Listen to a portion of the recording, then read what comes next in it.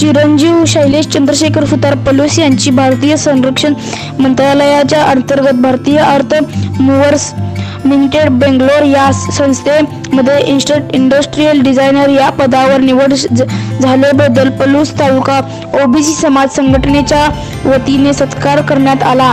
यावेळी पलूस तालुका ओबीसी समाज संघटना, श्री विश्वकर्मा सुतार समाज पलूसचे सर्व पदाधिकारी उपस्थित होते। शैलेश सुतार याचे city India Marathi news city foundation यांच्याकडून हार्दिक अभिनंदन।